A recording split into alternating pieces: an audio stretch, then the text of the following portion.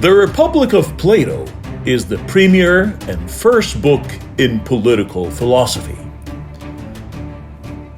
Plato believes that democracy in an ignorant society with little knowledge and awareness always leads to a catastrophe, where the objective vision of governance is absent and chaos and conflicts prevail, which may ultimately lead to a resort to strong dictatorial rule in search for safety and stability.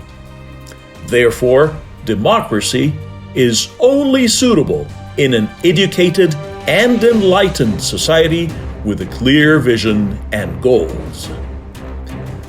The ideal system for Plato is the aristocratic state based on the rule of merit, not the powerful minority that monopolizes the good for itself or the anarchist majority.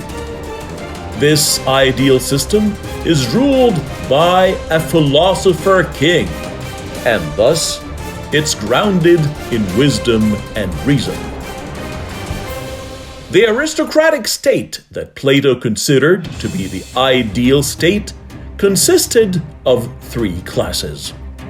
First, the ruling class, made up of the philosopher king, who has been identified as someone who possesses a spirit of gold. Second, assistants to the ruling class, which is made up of soldiers who possess silver souls, and their job is to defend the state and to impose the order that philosophers have placed on the majority.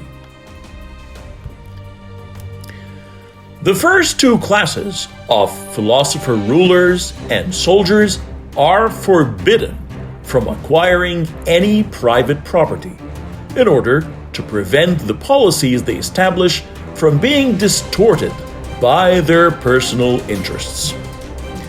The third class is the majority of the people, who possess spirits of bronze or iron, who, unlike the first two classes, are allowed to own property and produce goods for themselves and for others.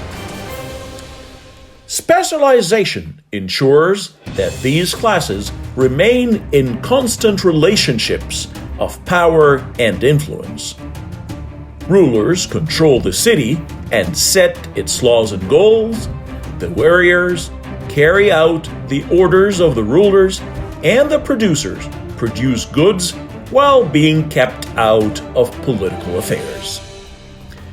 Plato says that only the philosopher king is allowed to rule, because he alone is capable of realizing the needs of all social classes, and that he is a person who's controlled by reason and justice, and not power or desire.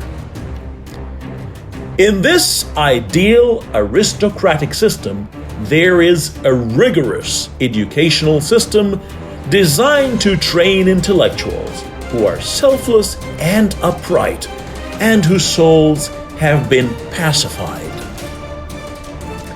This educational system produces people who are aware of the ultimate good through learning the truth on the basis of Platonic ideas.